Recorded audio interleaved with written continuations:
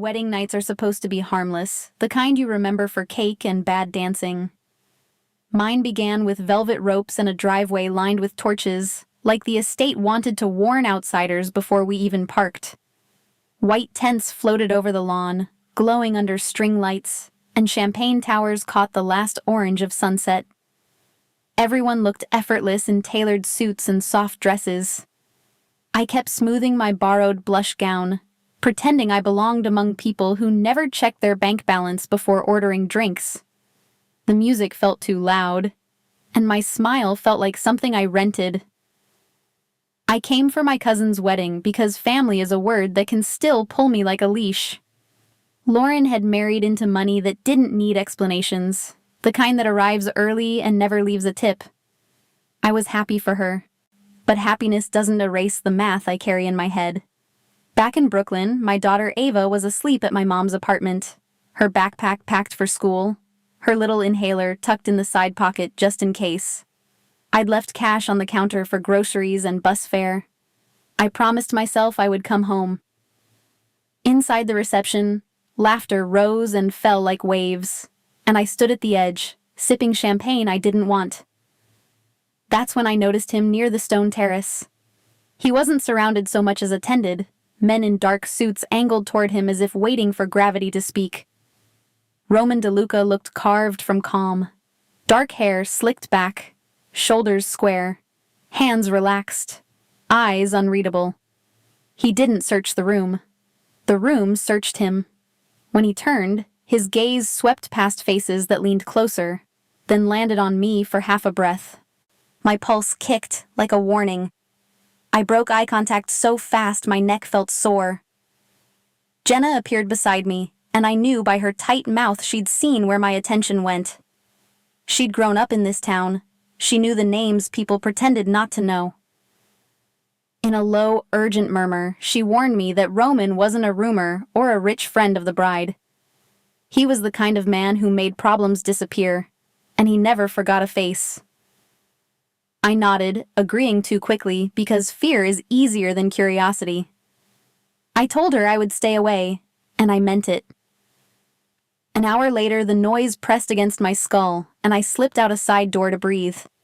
The gardens were almost unreal.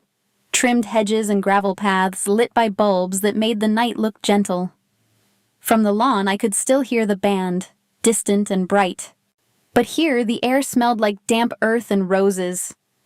I walked slowly, letting my shoulders drop, telling myself I was safe because this was a wedding, because there were too many guests, because I had done nothing wrong.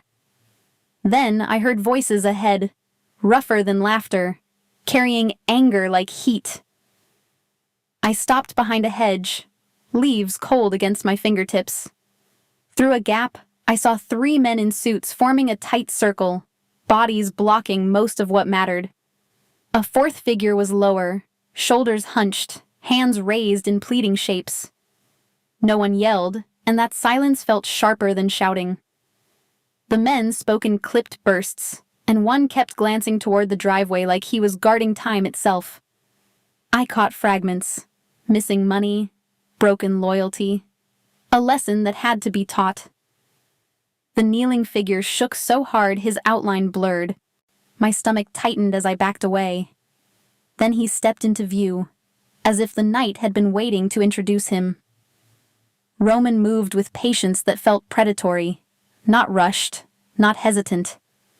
The circle opened for him automatically. He didn't touch the kneeling man, but the way he looked down made the air thinner. His voice didn't rise. I knew he spoke because the others reacted, straightening and shifting into motion. The message didn't need volume. It was about cost, about betrayal having a price that couldn't be negotiated. I saw the kneeling figure fold inward, and I understood this wasn't theater. This was governance tonight. I stepped back, and my heel clipped a loose stone. The click snapped the night open. Heads turned. The men went still. Roman lifted his gaze, and when his eyes locked on mine, I stopped breathing. He didn't look shocked. He looked like he was calculating consequences. In that instant, I understood I wasn't invisible anymore. I was a witness, and witnesses become leverage. My instinct screamed to run, yet my body stayed frozen. Behind me, music floated from the tents, and I knew I'd walk back inside, watched. My life was before and after, and nothing would feel simple. Roman didn't raise his voice. After his eyes caught mine, the men around him moved with rehearsed precision. One checked the path, one hauled the kneeling man out of view, and the last paused just long enough to remind me I was out of my depth. Roman lifted 2 fingers, barely a signal, and the garden cleared. Gravel quieted. The estate looked innocent again, which made my skin crawl. He stayed in the space they left behind, calm as stone. I forced myself to breathe through my nose and kept my hands still. In my head, I ran the same survival math I used every day. Ava asleep at mom's, phone charged, keys in my clutch, the fastest route back to the tents, the fastest route to my car. I could not afford drama. I needed to get home and be a mother in the morning.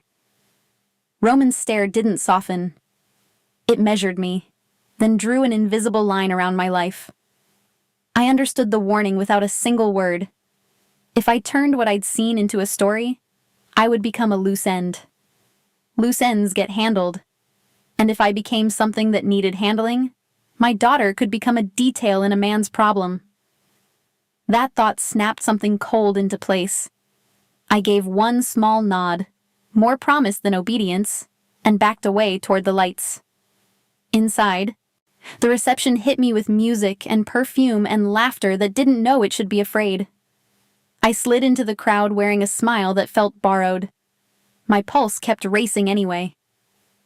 Jenna found me near the bar, eyes narrowed with worry, fingers tight on my wrist. She searched my face like she could pull answers straight out of my skin. I gave her a harmless version. I got overwhelmed. I stepped out for air. Nothing happened. The lie tasted like pennies. She didn't believe me, but before she could push, the band shifted and the lights dimmed. A slow song spilled across the room. Couples drifted toward the dance floor. I wanted to disappear into a bathroom stall and breathe until my heart slowed. Instead, the whole room subtly tilted, the way it does when power enters. Conversations softened. People turned without admitting they were turning. Roman walked through the crowd and space made room for him like it was trained.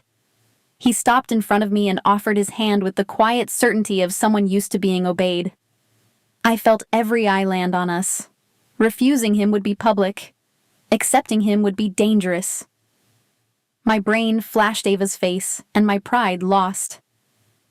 I placed my hand in his, and he guided me onto the floor, as if we were following rules I'd never been taught. Up close, he smelled like expensive cologne, and something darker, like smoke caught in fabric. His hand settled at my waist with practiced ownership. We moved slowly while the room watched, and I realized the truth with a jolt. This wasn't romance. It was damage control. If he ignored me after the garden, people would assume I mattered. If he held me here, under chandeliers and eyes, they could decide I was harmless. Being used as a prop stung. Being used as a shield was harder to hate. I kept my chin up and let the music carry my body while my mind fought itself. I thought about rent, my gallery job, and Ava's school forms. I thought about the kind of men who hurt mothers because it's efficient. I also thought, shamefully, about how steady Roman felt, how the circle of his arm made the world sound farther away. I didn't want to want that, but the room's attention still felt like a net tightening. When the song ended, applause rose for other couples, but I heard it like thunder. Roman didn't let go right away. Something reckless flared in me, part panic, part defiance, part lonely hunger I hadn't admitted in years. I wanted one moment that belonged to me, not to strategy, and not to witnesses, not to his rules. Before my brain could stop me, I rose onto my toes and pressed my mouth to his. It was brief, soft, and irreversible. I pulled back and the room sharpened. Widened eyes, smiles stuck, glasses mid-sip. I felt witnesses collecting that kiss. Roman's expression flickered, surprise sliding into control so fast it scared me. He leaned in close enough that only I could feel his breath, and I understood his meaning without needing words. I had marked myself. In his world, a public claim doesn't fade. It spreads, and it paints a target. I left the floor with heat in my cheeks and ice in my stomach. I said goodbyes and escaped into the night. In my car, I didn't recognize the woman who had kissed Roman DeLuca in public. The drive back to Brooklyn felt like dragging a shadow. Monday would come. Aunt Ava would need breakfast. The gallery would open. And I couldn't shake the certainty that Roman's world was about to walk in after me. Monday hit like a wet towel across my face. My alarm buzzed. I silenced it. And for one precious second I pretended the wedding had been a strange movie. Then Ava patted in, hair wild, clutching her stuffed rabbit, and real life snapped back into place.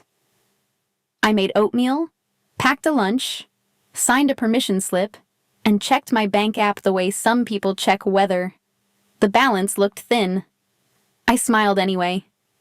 Single moms learn to treat panic like background noise because kids hear everything. Coffee brewed, my hands steadied, but my mind replayed Roman DeLuca's eyes all. Outside, Brooklyn was gray and busy, sirens far off, bodegas opening their shutters. Ava and I walked to the bus stop, on her small hand warm in my glove. She chattered about spelling words while I watched corners and mirrors like I'd learned a new habit overnight. At the school gate, I hugged her longer than usual, then forced myself to let go. On the ride downtown, I counted rent, MetroCard money, and groceries, and I promised myself again that I would not drag danger home. Not ever. Jenna had texted once, asking if I was okay, and I lied back. The community gallery sat between a laundromat and a bakery that always smelled like sugar. When I unlocked the door, the familiar quiet wrapped around me. White walls, creaky wood floors, local landscapes that made people feel hopeful. My boss, Hollis Grant, waved from her tiny office, already talking about a new shipment and a donor who never returned calls. I nodded, pretending my head wasn't full of wedding lights and threats. I restocked postcards, adjusted frames, and tried to convince myself that Monday could still be ordinary. But every time the bell chimed, my stomach jumped, expecting him again. Near noon, the bell did chime, and the air changed. A man stepped in who looked like he belonged to a different city, a sharper one. Roman DeLuca filled the doorway in a charcoal suit, hands empty, posture relaxed, eyes already scanning. The local couple browsing watercolors went silent without understanding why. I felt heat crawl up my neck. This was my world. Fluorescent lights, bargain frames, my name on the schedule. He didn't fit, which meant he was here on purpose. I told myself to breathe, to act normal, because panic in public is a confession too loud today. Hollis brightened the way she did for anyone who looked rich, and she drifted closer, ready to sell him the walls. Roman's attention stayed on me. He moved through the room slowly, stopping in front of a modest seascape, then another, like he was choosing a costume for this visit. I understood the play. If he came as a customer, no one could accuse him of threatening me. It would look polite. It would look normal. And normal was the safest lie. His calm told me the wedding kiss had consequences, and he had arrived to manage them quietly first. In the narrow space between two paintings, he leaned closer, not touching me, just narrowing the distance until I could smell the same smoke and cologne shadow. He didn't need threats now. He needed clarity. The garden, the dance, the kiss in a room full of eyes. I had become a rumor with a face. If people believed I mattered to him, they could use me to hurt him, or hurt him to hurt me. He slid a business card onto the counter, and I saved the number with shaking fingers. His rule was simple. If anything felt wrong, I called immediately. When he left, Hollis practically floated, thrilled by the sale and the expensive signature on the receipt. I nodded along, pretending my ribs weren't tight. The painting he chose cost more than my monthly groceries, and he paid like it was nothing. I hated that money could buy silence, and I hated that his silence felt like protection. All afternoon, I watched the door and imagined invisible threads pulling from my life back to his. I told myself I would never call him. I told myself I was lying. At closing, I walked outside and felt eyes as I breathed. It was fully dark when I got back to my block in Brooklyn. Mom's window glowed upstairs, and I pictured Ava already curled under her blanket. Relief should have softened me. Instead, my stomach dropped. Across the street, a black sedan sat with its lights off, engine idling like a patient animal. It wasn't parked the way neighbors parked. It was positioned. I kept my keys between my fingers, the self-defense trick I'd never had to use, and I froze on the sidewalk, weighing my pride against my child's safety. My thumb hovered over Roman's number for the first time. That Monday night, I locked the gallery door, and the street felt too quiet. Across from the bakery, a black sedan sat with its lights off, engine humming. I watched it through the glass while my fingers cramped around my keys, uncounting slow breaths and minutes that refused to move. I told myself it could be a neighbor waiting for someone, but my stomach disagreed. Jenna had warned me that witnesses become leverage. Ava was upstairs at my mom's place 2 blocks away. If that car followed me inside, I would be guiding risk to her, and I could not. My phone was cold in my palm. I hovered over Jenna's name, then stopped. She could worry, but she could not fix this. Roman's number sat in my contacts like a loaded tool. I hated needing him. I pressed call anyway and listened to the first ring echoing in silence. He picked up before the second ring.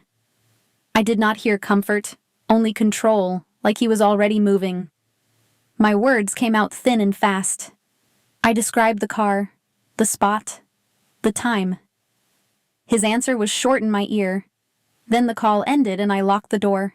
There I killed the front lights and stood behind a display of postcards, watching the sedan through reflections. Every passing pedestrian looked suspicious. My heartbeat thudded against my ribs so hard it felt audible. I kept imagining Ava's sleep face, and I promised her silently that I would not panic tonight. Less than 10 minutes later, another vehicle slid to the curb with purpose. Roman stepped out, coat open, jaw set, as if the cold belonged to him. He did not rush, but everything around him tightened. He crossed the street, paused beside sedan, and after a moment it rolled away. He came inside without asking, and Hollis's cheerful voice from the back room died before it reached us. Roman's eyes swept over me, not tender, just verifying. I nodded to show I was whole. He motioned toward the door, and I understood he was taking me home now, no debate. His car smelled like leather and quiet money. I sat rigid, hands folded, watching streetlights smear across the windows. Relief fought resentment in my chest. I hated that his presence made me feel safer than my own neighborhood. I hated that I wanted to lean into that safety, just once. When we reached my block, he did not pull up tight to the curb. He stopped where he could see the street like a player choosing angles. I got out with my shoulders tense, and I felt his gaze follow me to the stoop-counting steps like they were threats. Inside, my mom's apartment was warm with detergent and bedtime hush. Ava's sneakers were kicked by the door, and her crayon rainbow was taped to the fridge. Roman noticed. Something shifted in his face, subtle but real, as if he'd been handed a new responsibility that had nothing to do. The thought made my throat close. My child was not a bargaining chip, not a lesson, not collateral for anyone's pride. In my head, I drew a line. Roman could protect me, but he would never own Ava. If his world reached for her, I would burn it down first. Roman did not linger. He left after scanning the hallway, and the building seemed to exhale. For 3 days, nothing happened, which felt like its own threat. I checked windows at night, watched mirrors on the walk to Ava's school, and waited for black paint to appear again out there somewhere. In those quiet days, I kept Roman's card tucked behind my Metro pass, like a secret I hated. I replayed the night he arrived, how the street obeyed him, and I felt angry at myself for relief. The worst part was realizing I had started measuring safety by his attention. On the 4th evening, my phone buzzed with an unknown number. No greeting, no apology, just a time and an address in Manhattan, the kind of place you needed reservations and confidence to enter. I stared at the screen until it blurred, knowing whose orbit I was being pulled into. I wanted to delete it and pretend I was still the woman who sold prints for $20. But Roman's world had touched my front door. If he needed me seen, it was because unseen was dangerous. I looked at Ava's sleeping face and chose what kept her safe tomorrow. I opened my closet and realized I owned more sweatpants than courage. I found a simple black dress and checked the hem like it could protect me. My hands shook as I set an alarm and packed Ava's lunch for morning because routine was the only thing I could control. I barely slept. When I closed my eyes, I saw the sedan, Roman's steady stare, and Ava's sneakers by the door. Somewhere in the city, someone was counting my movements the way I counted dollars. The message felt like a leash, and I knew dinner would change everything for good. At a little after 6, my phone buzzed with an unknown number, and my stomach tightened before I even unlocked the screen. The message wasn't a question. It was an instruction with an address in Manhattan and one clean detail. Dinner at 8 o'clock.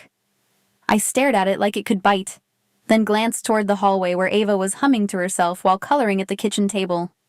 I felt resentment first, hot and immediate. I didn't ask for this, and I didn't like being summoned. Then fear slid underneath it, practical and sharp. A black car had already proved that my normal life had cracks. If Roman DeLuca wanted me seen, it meant someone else wanted me hidden. Mom answered my call on the second ring, and I hated how steady I forced my voice to sound. I told her I had to meet someone from the gallery, the kind of lie that fit my life too easily. She agreed to keep Ava overnight, and guilt bloomed in my chest. Ava looked up when I hung up, eyes bright with curiosity. I brushed hair off her forehead and promised I was just going to a boring dinner. The words tasted false the moment they left my mouth. After Ava was tucked into Mom's spare bed, I stood in front of my closet and realized how little fabric I owned that could pass for confidence. And my fingers paused on an old black dress from a gallery fundraiser. It was plain, long-sleeved, and safe, the kind of outfit that begged the world not to notice me. I put it on anyway and stared at myself in the mirror, trying to recognize the woman who had kissed a dangerous man under chandeliers. A driver knocked at 7:45, polite enough to feel unreal. I rode down in a quiet car that smelled like leather and money, watching the city lights slide past while my mind rehearsed escape routes. The restaurant sat behind a discreet entrance, where hostesses spoke softly, and tables were spaced far enough apart that secrets could breathe. Waiters moved like shadows, and the air tasted of wine and expensive butter. Roman was already there, seated in a corner that offered a view of every exit. He stood when I approached, and the small courtesy unsettled me more than any threat. In the soft light, he looked carved from control, but his attention pinned me in place. I sat, hands folded tight, trying not to imagine how many people were counting this moment. My kiss at the wedding had felt like rebellion. Now it felt like paperwork. As the first course arrived, Roman let me know, without ever raising his voice, that he understood my life in frightening detail. He mentioned the bus route I took when my car refused to start, the late fee I paid when Ava's after-school program ran past my shift, the art history degree I carried like a souvenir from a dream I couldn't afford. Each detail landed like a finger on my throat. I realized he had me investigated, and my embarrassment flashed into anger. I wanted to stand up and walk out, but I forced myself to stay seated, to meet his gaze and silently remind him I was not a file. He suggested he could smooth my path, introduce me to collectors, place my name in rooms that never returned my emails. The offer sounded like rescue, and that was exactly why I refused. I had spent years building a life out of small, honest wins. If I ever climbed higher, I needed to know it was mine, not borrowed from a man whose protection came with shadows. The silence that followed wasn't punishment. It felt like evaluation, and somehow that was worse because I cared. I admitted to myself more than to him that I was terrified of rules I didn't know, of stepping wrong and paying for it with Ava's peace. And still, in that quiet room, I felt strangely awake.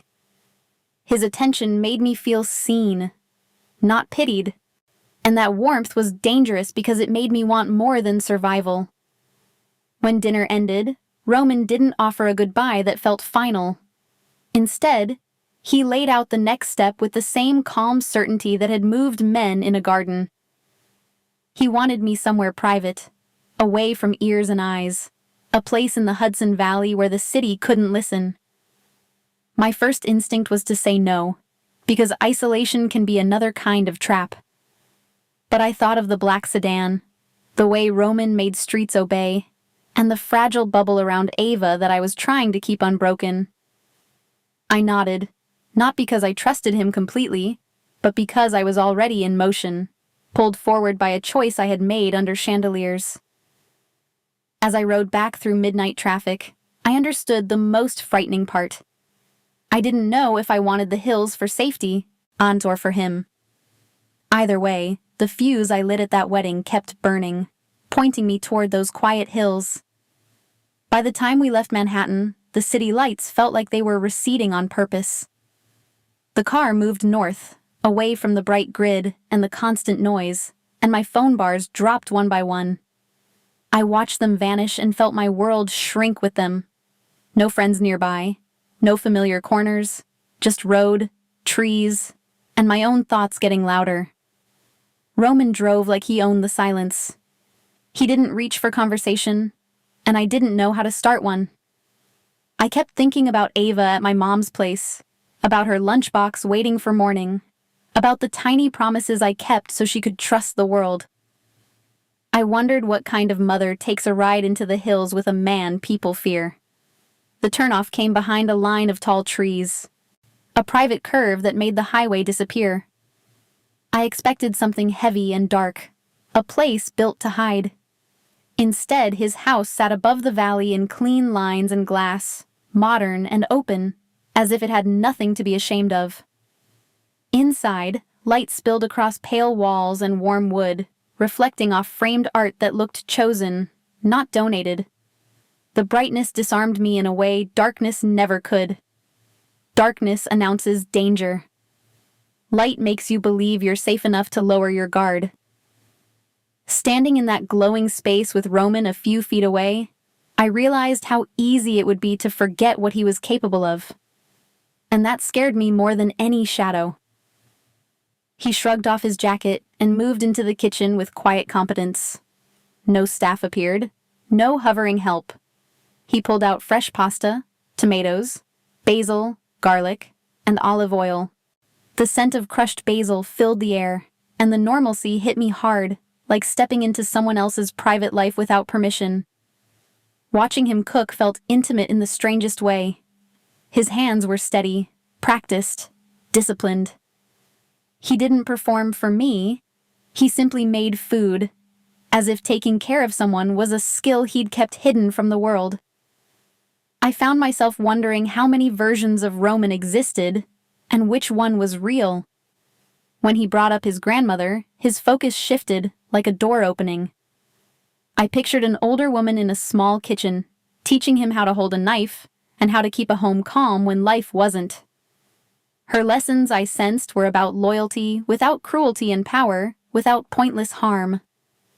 Knowing someone once cared for him complicated my fear.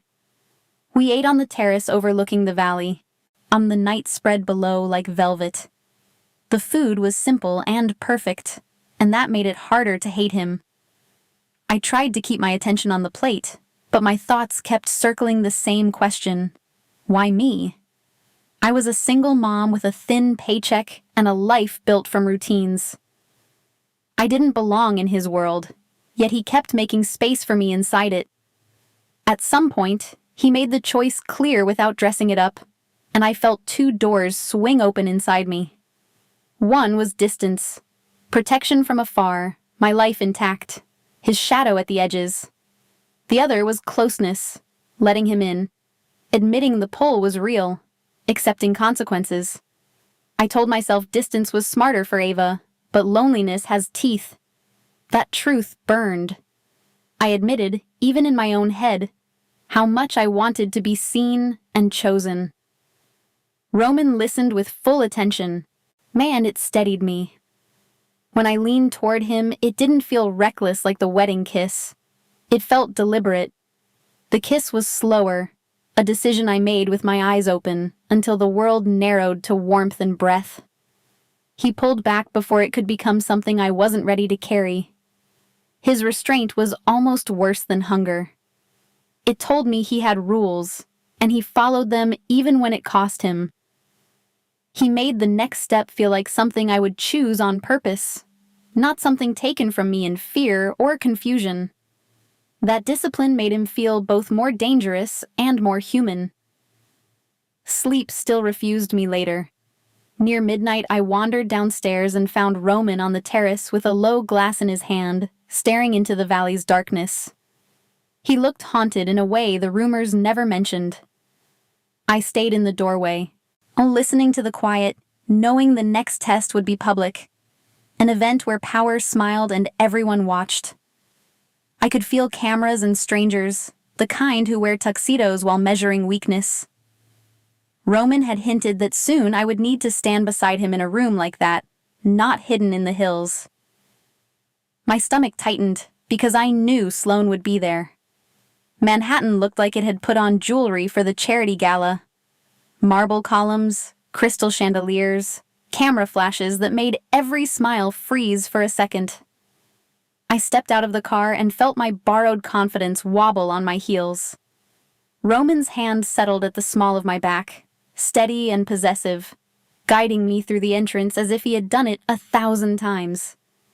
I had too, in my imagination, but imagination never included fear.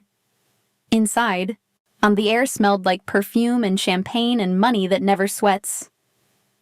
Donors drifted in slow circles, laughing softly, trading compliments like currency. I kept my face calm while my mind ran an exit map. Doors, security, bathrooms, service corridor. I hated that I did that. I also hated that it worked. Somewhere in Brooklyn, Ava was asleep at my mom's place, and that thought was the only reason I held my shoulders back. Roman introduced me around the room with the same controlled ease he used everywhere. I caught names, titles, and the faint weight of curiosity behind polite eyes. People were not staring because I was beautiful. They were staring because I was near him. I felt like a tag attached to a luxury item, proof of ownership and value, and I fought the urge to shrink. If I looked small, they would treat me like small. For a moment, Roman was pulled into a cluster of older men whose smiles did not reach their eyes. He left me near the bar with a brief touch to my wrist that felt like a reminder to breathe. I sipped sparkling water and tried to blend in, but the room kept measuring me. That was when Sloane Hargrove approached, gliding on satin and certainty. She was stunning in a way that felt engineered, hair smooth, posture flawless, eyes cold as polished stone. I recognized her before anyone told me who she was, because she carried herself like someone who had once stood at Roman's side and expected to keep standing there. She looked me over, not rudely, just thoroughly, like a jeweler checking for cracks. Her smile was sharp and sweet at the same time. Without raising her voice, she made it clear she thought I was temporary. In her world, Or women like me were stories men told for a season, not partners they kept. She pressed hardest on the only soft spot I had not learned to armor. My child. She implied, with a delicate cruelty, that single mothers came with liabilities, and liabilities got removed. My throat tightened, but my anger burned hotter. I reminded myself that dignity can be a weapon. I did not snap. I did not beg. I held her gaze and let my silence say that I was not ashamed of Ava, and I was not afraid of being dismissed by a woman who measured love like status. The funny part was that Sloane's warnings were not all lies. Roman did live in a world of possession. The difference was that I had chosen to see him anyway.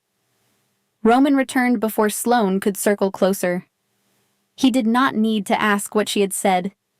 He read my face the way he read rooms. His hand slid into mine, fingers interlacing with a public certainty that made Sloane's smile falter. Then he guided me onto the dance floor, placing me in the center where everyone could see.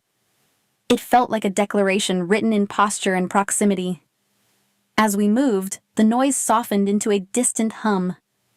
I felt his steadiness through his palm and the slow rise and fall of his breath. Part of me wanted to melt into that safety. Another part whispered that safety bought from fear has a price. I tried to remember my own boundaries, but I also felt my heart do something foolish, something hopeful. Sloane lingered at the edge of the floor, watching us as if she could rewrite the scene by staring. I kept my smile and my spine straight, telling myself I was doing this for Ava, for survival, for my pride. Roman's hand at my back felt like a promise and a warning in the same touch. When the song ended, a man I did not know brushed past me and murmured a detail he should not have had. It was small, almost casual, about the time Ava usually got picked up after school and how busy the street was at that hour. My blood turned to ice. I looked around, suddenly seeing predators in tuxedos, cameras as eyes, smiles as masks. Roman's gaze sharpened, and I knew he had heard it too. Before I could settle, Roman was pulled away again, this time with urgency, into a tight circle of men whose voices dropped low and hard. He gave me a last look that felt like an order to stay still. Then he was gone into the crowd. I stood alone near the bar, surrounded by polite laughter, and realized the threat had followed me all the way into glittering light. I straight toward Ava. After the gala, the week tried to pretend it was ordinary. I opened the gallery, straightened frames, answered emails, and smiled at tourists. Roman appeared in quiet ways, a coffee left on the counter, a driver waiting when rain hit. I felt awake and terrified like my skin had electricity. At home, Ava learned my habit of checking windows before bedtime. She teased me about it, then forgot, and asked for another story. I kept my voice steady while my mind replayed the stranger's comment about pickup time. I decided Roman had to meet her on my terms, not his. Sunday afternoon, I brought Ava to a cafe near the river public enough to breathe. Roman arrived alone, hands visible, no flowers, no theatrics. Ava watched him like she watched stray dogs, curious and cautious. He sat lower than her eye level and listened as if patience was his language. He asked nothing from her, only offered a paper napkin for spilled cocoa and a calm smile when she studied his rings. Ava leaned toward me protective, and I felt my throat tighten. Roman never reached for her, but he let her set every distance like she was the boss. Later, walking back to my mom's building, Ava squeezed my hand and described Roman as quiet, not scary. I didn't correct her. I just held the thought close because quiet can be dangerous. For the first time, I imagined him in our routines, and that frightened me more than guns. Roman kept his distance afterward, but his presence lingered. A driver delivered a library book Ava wanted, no note attached. At the gallery, a security camera appeared above the door installed overnight, like a quiet apology. I told myself these were kindnesses, not chains, yet my wrists still felt watched. Thursday evening, while I was counting the register, Roman's number flashed and my stomach dropped. His voice sounded clipped in my ear, urgency wrapped in restraint. Something had been hit one of his shipments, and men had not come home. He told me to stay put until his people arrived. Mateo Cruz and another guard walked into the gallery like the building belonged to them. They locked the front door, pulled down the blinds, and guided me outside through the back alley. I wanted to argue, to demand explanations, but Ava's face rose in my mind like a siren always. We drove to my mom's place, and I packed Ava's essentials in minutes: pajamas, inhaler, her rabbit school sneakers. Mom's eyes asked questions I couldn't answer, and Ava sensed the shift and went quiet, watching me with grown-up seriousness. I tried to reassure her, even as I doubted every step. The elevator to Roman's downtown building was private and silent, rising without stops. The office floor opened into dark wood glass and a view of the city that felt like a threat. Cameras blinked in corners. Doors clicked shut behind us. Safety here was controlled, purchased with obedience from everyone. Ava sat on a leather couch, coloring with crayons Mateo produced from nowhere. The smell of wax and paper softened the sterile air. I made her a snack from a fridge stocked like a hotel. My hands shook as I cut apples, pretending this was an adventure, not exile tonight. Roman did not come back for hours. Nick Vega checked in once, eyes sharp, speaking in careful tones I couldn't decode. And I watched the hallway, listening to elevator chimes, measuring time by Ava's yawns. Every ring of my phone made my heart lurch, expecting bad news from his dark world. Near 3 a.m, the door opened and Roman stepped in, shoulders tense, suit rumpled. I noticed his hands clean, yet held as if they remembered something they couldn't forget. His eyes were colder, exhausted, like he had walked through fire and chosen not to flinch for our sake. I wanted to ask what he did, but my voice stayed trapped behind my teeth. Ava was asleep in the room, and I could not let her wake to chaos. I studied Roman's face and understood he had sent a message to someone. Protection in his language came with consequences. Roman moved through the space, quietly pausing at the doorway where Ava slept, as if her small breathing anchored him. I felt my anger soften into fear for him too. Loving him meant seeing the parts he hid from crowds. I didn't know if I could, but I stayed anyway. Before dawn, he ordered new layers of security, and the building responded like a machine. Mateo swapped guards. Nick made calls. Elevators were restricted. I felt my life being moved like chess pieces. My phone showed missed messages from the gallery, but I couldn't answer. Normal was officially gone today. As the sun rose over the city, I stared at my reflection and saw a woman I barely recognized.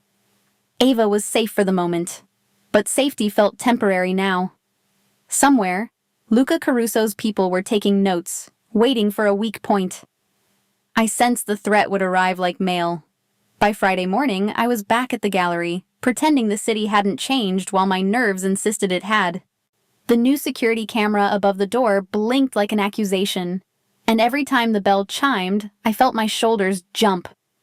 I arranged prints, wiped fingerprints off glass, and smiled at a couple looking for something cheerful to hang over their couch. My hands did the work from muscle memory.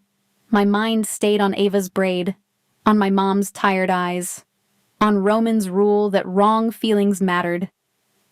Normal was still here, but it felt thin, like paper stretched over fire.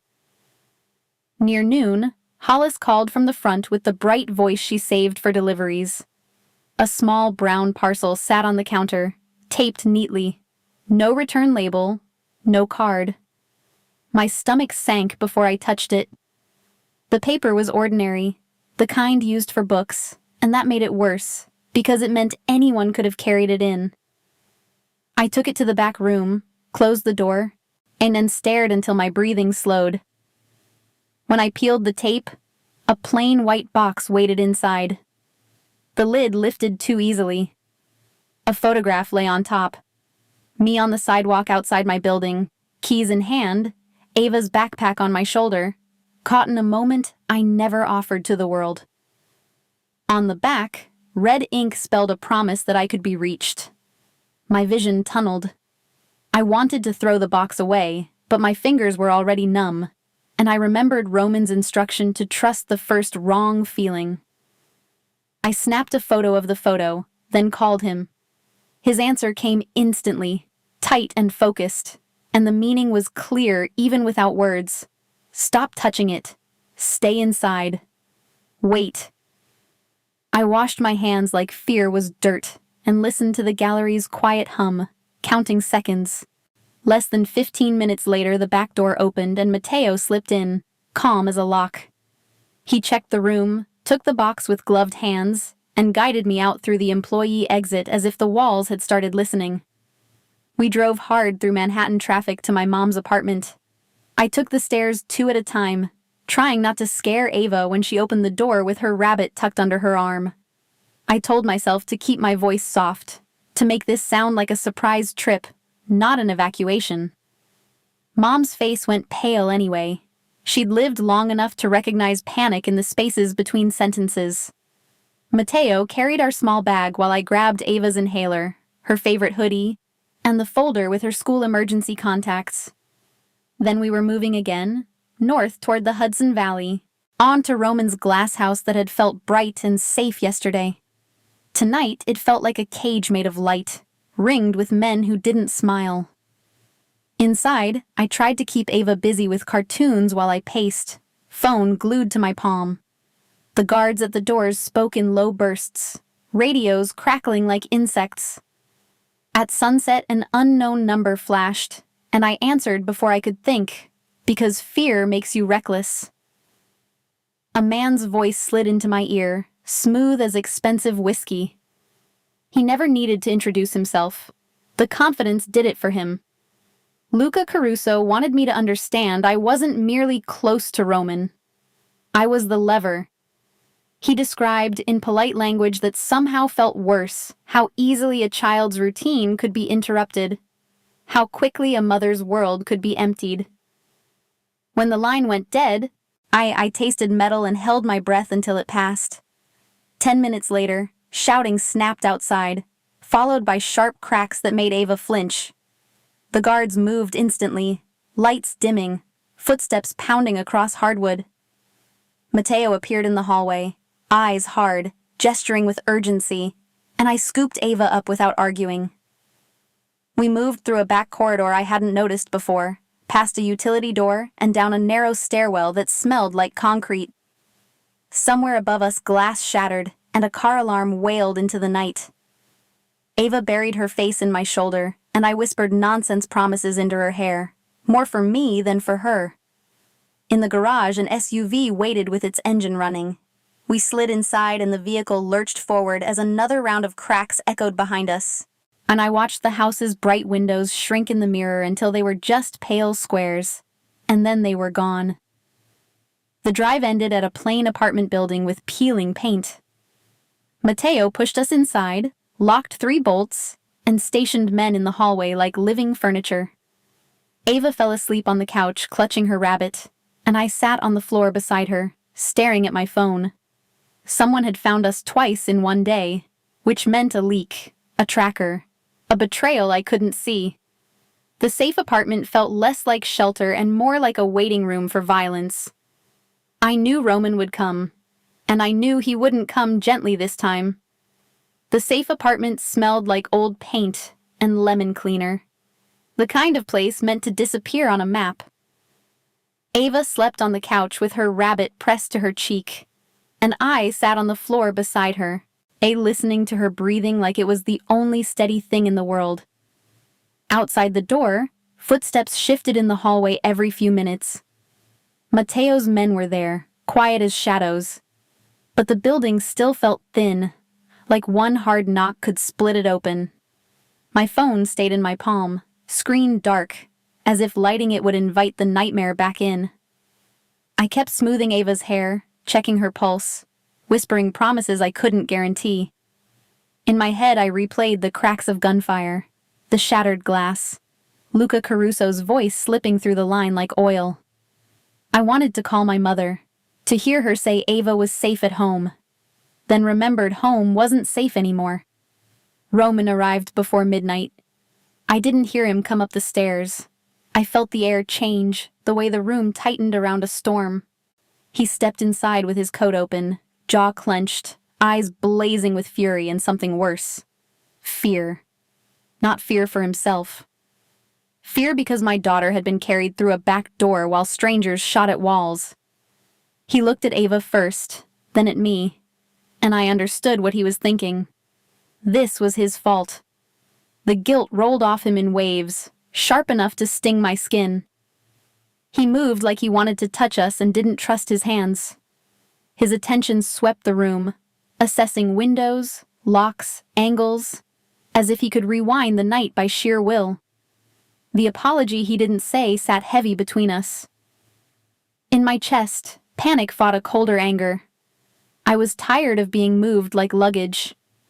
I was tired of men deciding what my child deserved without asking me. I didn't run from him, even when instinct screamed to. I stepped closer, forcing my voice to stay low so Ava wouldn't wake, and I made my boundaries plain in the only way I could. Ava first, always. No secrets that put her at risk. No more pretending this was romance-adjacent drama. This was war, and if I stayed with open eyes. Roman's expression cracked for a second, like I'd hit the one place armor didn't cover. He nodded once, hard, as if accepting a sentence. Then he turned that fear into decision. I watched him glance at Mateo, heard the quick scrape of plans forming, and I knew he had chosen an ending. Not a temporary pause. An ending. He left me in the apartment with extra guards and a promise that felt like a blade. He would finish it tonight. The door shut, and the silence rushed back in. I sat beside Ava again, my hands shaking so badly I had to press them flat on the carpet. A minute stretched. I counted them by the refrigerator hum, by the distant siren, by Ava's small sighs when she shifted in sleep. Around 3 a.m, I finally let myself cry without sound. Not because I doubted Roman's power, but because I understood what power required. To keep us alive, he would cross lines I'd only seen from a distance. I wondered what kind of love asks a man to become darker, and what kind of mother stays when darkness keeps circling her child. Near dawn, my phone lit with Roman's number. His voice, tight and controlled, carried only the essentials. Luca Caruso was dead. The men under him had agreed to peace terms. The immediate threat was over. I sat very still after the call ended, relief flooding in first, then horror following close behind, because I knew over meant someone had paid in blood. Roman returned as the sky began to pale. He looked like he'd aged years in a night. His hands were clean, but he kept flexing his fingers as if they remembered something he couldn't wash away. His eyes found Ava, then me, and the rage was gone, replaced by exhaustion and a fragile kind of relief. I went to him and held on, careful, grounding both of us in the simple fact that we were here. Ava murmured in her sleep, and Roman's shoulders loosened like a knot untying. I felt gratitude and dread tangled together inside me. Peace hadn't made us safe. It had just shifted the shape of danger. And I could see it already in the way Roman scanned the hallway before he finally sat, as if the next battle would be quieter, about who he was, what he could give up, and what loving him would cost. I knew the aftermath would demand more than courage. Peace arrived quietly, but it came with rules. Within a week of Luca Caruso's death, Ava and I were staying at Roman's Hudson Valley house nightly. Mateo's guards rotated shifts, cars waited by the drive, and I learned the sound of radios the way I used to learn subway announcements. I tried to make it normal anyway. Lunchboxes on the counter, spelling words on the fridge, cartoons after homework, bedtime at the same time no matter how tense the day felt. Ava adapted faster than I did. She treated the house like a hotel with better snacks. We kept our rituals.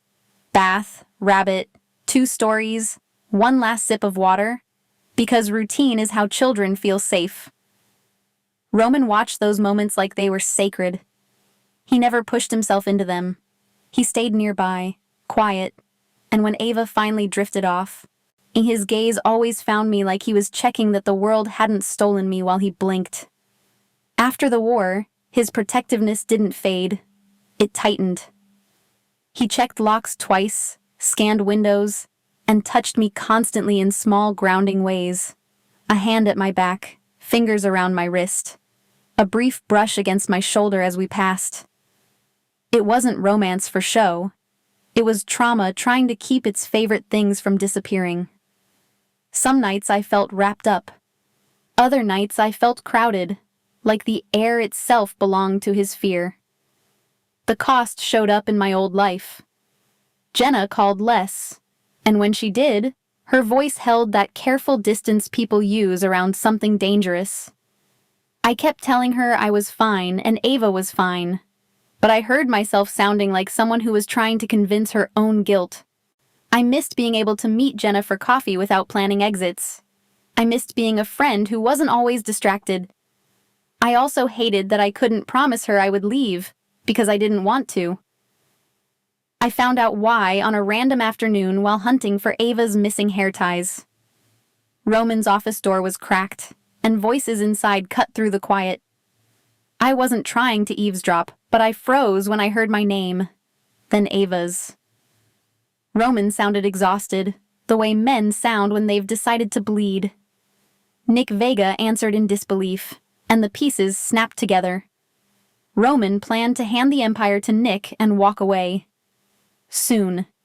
He wanted to disappear with me and Ava, buy us a normal life, and never let his world touch us again. For a heartbeat, that dream tempted me. Then reality hit. Roman's world was brutal, but it was also responsibility. People who followed him, families who depended on his choices, debts that didn't vanish because love asked nicely. And something honest rose in me, sharp as a boundary. I didn't want him emptied out for my sake. I didn't want to be the excuse he used to abandon himself. When I confronted him later, I didn't beg for distance, and I didn't beg for closeness. I told him I would not be his escape hatch. Ava deserved safety, yes, but she also deserved a mother who didn't trade one kind of danger for another kind of loss. I needed honesty, not fantasies. I needed partnership, not sacrifice. Ava came first. Transparency came next. And if I was choosing Roman DeLuca, I was choosing the whole man, not a softer version carved to fit my fear. His face moved through conflict, and then something like relief. He held my hands carefully, as if asking permission with every touch. He agreed to find another way, one that didn't require him to vanish or betray his own people. The ring arrived the next morning. Not a proposal, not a date, just a small band with a single stone. Roman slid it onto my finger with a seriousness that made my throat ache. I understood it as a vow to return, a promise that no matter how dark his days got, he would come back to us. I nodded through tears because words felt too fragile. That evening, the next dilemma landed. Roman came home with a different tension, the kind that smells like paperwork instead of gunpowder. Federal investigators had approached him with an offer.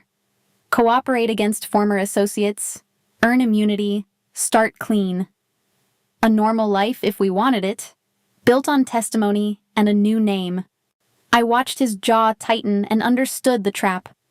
Safety was dangling in front of us, but the price was his loyalty and his identity. Long after Ava slept, I stared at the ring catching moonlight and felt the new questions settle in my bones. The shooting had stopped, but peace would still test us. The next war would be about what we were willing to sacrifice, and whether love could survive the slow work of living in the light without pretending the dark never existed. At breakfast the next day, Ava asked why grown-ups whispered so much. I promised her we were building something steady. Inside, I wasn't sure. I only knew the next choice would decide everything for us. 1 year later, I measure time by smaller things. The scuff on Ava's favorite sneakers. The way the hydrangeas outside Roman's Hudson Valley house lean toward the sun. And the thin ring on my finger that still catches me off guard when I wash dishes. The house no longer feels like a showroom. It feels lived in. Crayon marks hide on the kitchen table. A stack of library books sits by the couch. Mateo's men still rotate at the gate, but they nod like neighbors now, not strangers. The federal offer came and went like a door we could have slipped through. Roman listened, weighed it, then declined.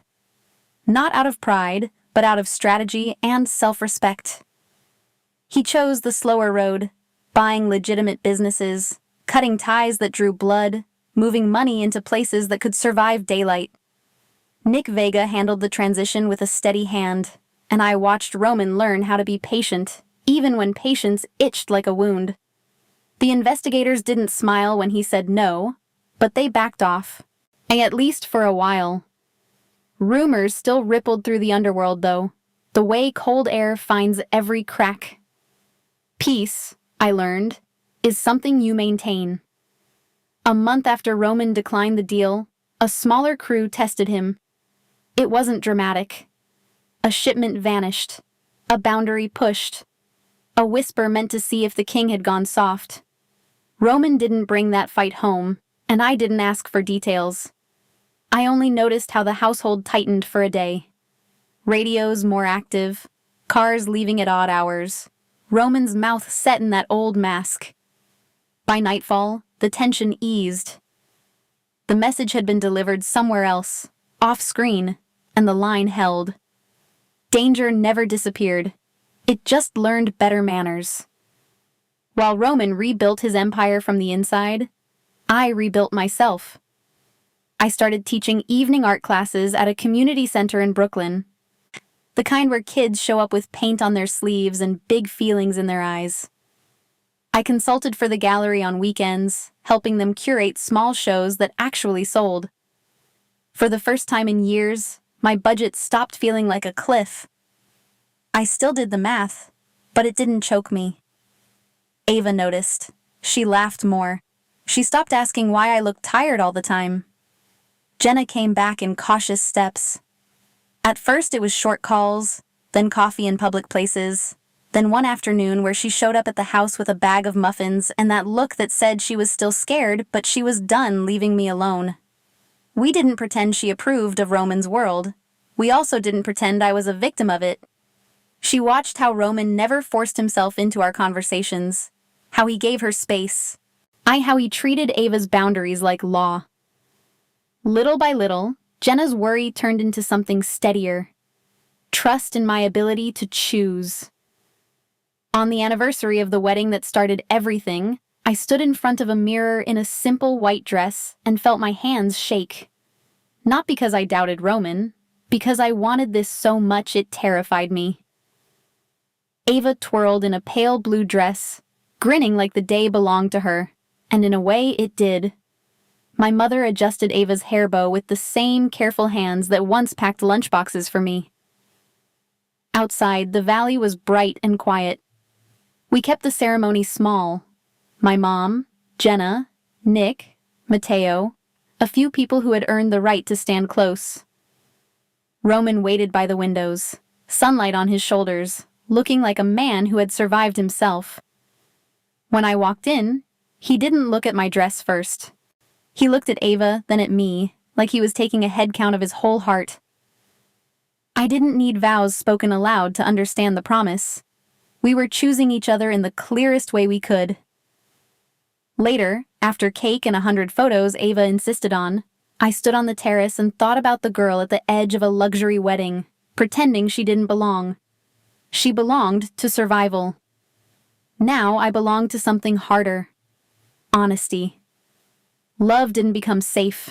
It became ours, built with boundaries, work, and the daily decision to stay present.